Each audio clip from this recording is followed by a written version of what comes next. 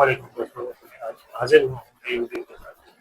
تو آج کا ہمارا ٹاپک ہے حضور نے مدینے میں کس طرح لوگوں کو اکٹھا کیا اور کس طرح کامیابی ہوئی، یہ ہم سنیں گے اور اس پہ ہر کسی کو عمل کرنا چاہیے۔ تو چلیں ہم شروع کرتے ہیں۔ ہجرت ہوئی مدینہ شریف کی طرف۔ تقریباً 2 ماہ میں تمام مسلمان وہ مکہ شریف سے مدینہ شریف پہنچ گئے، اور ٹاؤن پلاننگ کا، اربن ڈیولپمنٹ کا، ایڈمنسٹریشن اور مینجمنٹ کا کیا شاہکار وہاں پر ہوا، کمال ہے۔ یہ ہے جناب ایپیسوڈ سیرت اینڈ سائنس سیریز کی۔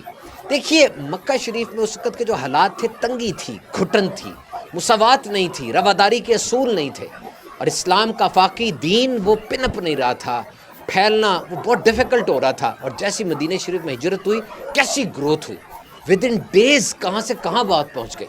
لیکن ہم سٹارٹ کریں گے جب ہجرت ہوئی، at the time of migration. اس وقت محدود وسائل تھے، وہ مہاجرین کی ایک بڑی تعداد وہاں سے آ گئی تھی، بے سر و سامانی کا عالم تھا، اور پھر نئے لوگ تھے، نئی آبادی تھی، نئے گھر تھے، نئے رسوم و رواج وغیرہ ہوں گے۔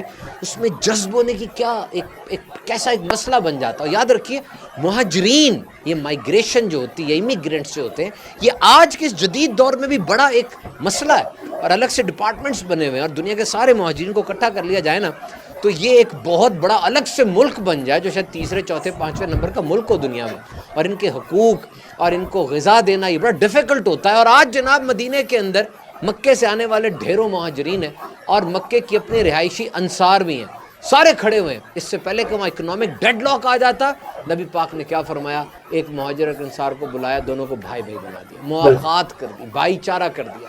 ایکسلنٹ ایگزامپل، ان کی اپنی پراپرٹیز ہو گئیں، گھر ہو گئے اپنے۔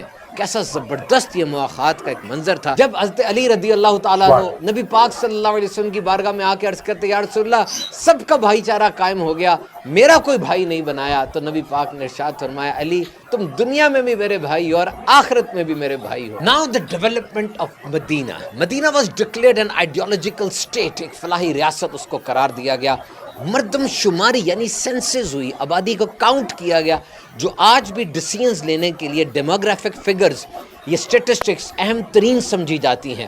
And that was a new political experience, کہ اب جزیرہ نما عرب کے اندر مسلمانوں کی پہلی سوورن اسٹیٹ قائم ہو رہی، اور وہاں پر نا چھوٹے چھوٹے گروپس تھے، چھوٹے چھوٹے قبائل تھے، اور وہ ایک دوسرے سے لڑتے ہی رہتے تھے۔ ان کے بڑے بڑے سورما اس جنگوں میں وہ مرے بھی جا چکے تھے، وہ ایک دوسرے کی حکمرانی تسلیم کرنے کے لیے رضامند ہی نہیں ہوتے تھے، لیکن نبی پاک صلی اللہ علیہ وسلم نے ایسی سینٹرلٹی دی، اس کو فیڈریشن بنایا کہ وہ سب سیسا پلائی دیوار بن کر ایک مرکزی حکومت کے تحت آ جاتے ہیں۔ اور یاد رکھیے پہلے دن سے نبی پاک صلی اللہ علیہ وسلم کی جو سوچ تھی وہ صرف مدینے کے بارڈر تک محدود نہیں تھی، بہت فار سائٹڈ اپروچ تھی۔ اور پہلے دن سے ہی جس انداز سے کام شروع ہوا، پولنگ آف ریسورسز، سارے وسائل کو اکٹھا کیا گیا، ڈیلیگیشن آف اتھارٹی، نئے نئے گورنرز، نئے نئے حکمران بنائے گئے، ان کو بھیجا گیا، تبلیغ دین کا انسٹیٹیوٹ باقاعدہ شروع کیا گیا، تعلیمی ادارے بنے، دیکھیے گھوڑے کی پشت پر بیٹھ کر کسی جگہ پر جانا، اس کو فتح کرنا، یہ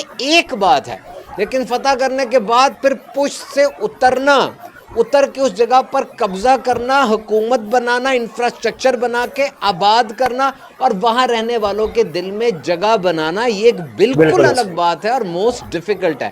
حضرت ہند بن عتبہ رضی اللہ تعالیٰ عنہ یہ فرماتی ہیں کہ یا رسول اللہ پہلے تمام اہل خیمہ میں آپ کے اہل خیمہ سے زیادہ مبغوض یعنی ناپسندیدہ میرے نزدیک کوئی نہیں تھا، لیکن اب آپ کے اہل خیمہ سے زیادہ پسندیدہ کوئی اہل خیمہ نہیں ہے۔ پھر گھر گئی، بت کو توڑ دیا اور کہا کہ تو نے ہمیں دھوکے میں رکھا۔ اسپین میں دلدلے تھیں، جوہر تھے، وحشت تھی، بربریت تھی، غنڈہ گردی تھی۔ مسلمان گئے، زبان و ادب سائنس میں ترقی ہوئی، بدی کی کثرت اور نیکی کی قلت تھی، لائبریریز بنائیں، آبپاشی کے نظام بنائے، یورپ سب سے ترقی یافتہ ملک بن گیا، دوسرے ملک اس کے ساتھ تعلقات بنانے میں فخر محسوس کرتے تھے۔ یہ مسلمانوں کا دور حکومت تھا۔ اور جب سیریا فتح ہوا تھا، شام کا علاقہ، مسلمانوں نے ٹیکس لیا وہاں کے غیر مسلموں سے، تھوڑی دیر بعد پھر رومیوں کی طرف سے جنگ کی ایک بات آئی، تو حضرت ابو عبیدہ نے وہ تمام ٹیکس واپس کر دیا اور کہا کہ اب ہو سکتا ہے ہم تم اس طرح سرو نہ کر سکے، ہم جنگ پہ جا رہے ہیں۔ انہوں نے جب یہ منظر دیکھا کہ لیا وہ ٹیکس واپس کر رہے ہیں، وہ پکار اٹھے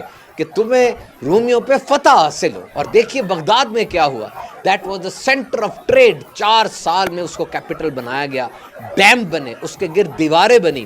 اور خلیفہ ہارون رشید کے دور میں تو بغداد کو سینٹر آف ٹریڈ بنا دیا گیا. پوری دنیا سے بزنس اور نالج وہاں پر آتا تھا. وہ جگہ کتنی مشہور ہو گئی. بیت الحکمہ نام کی ایک بڑی لائبریری وہاں پر بنی جو کہ دریا کے کنارے تھی, اس کے گنبد تھے, اور وہاں پہ 67 بڑے ٹرانسلیٹرز کے نام آتے ہیں جنہوں نے بکس کو ٹرانسلیٹ کیا, اور کتنا بڑا دین کا وہاں پہ کام ہوا, اور ہر سبجیکٹ پر بات ہوتی تھی. اب دیکھیے اسلام کے ہر دور کے اندر علم کی پذیرائی ہوئی ہے, اور کیسے کیسے نام مسلمانوں کے اندر آئے جنہوں نے تاریخ میں اپنے نقوش چھوڑے ہیں. ابن الحتم کو دیکھیے, بک آف آپٹکس اس نے لکھی, اور جو سائنس کا طریقہ ہوتا ہے ہیپوتھیسس, تھیوری اور لا, یہ اس نے ڈرافٹ کیا تھا. اس کے بعد آپ اسماعیل الجزاری کو دیکھیے, the book of science of ingenious mechanics اس نے لکھی جس کے اندر اس نے 50 مشینوں کے نام لکھے. ابن سینا نے دا کینن آف میڈیسن لکھی. الخوارزمی نے الجبرا کو میتھمیٹکس کی الگ برانچ بنایا, decimal point, algorithms, linear equation سب اس نے بنائی.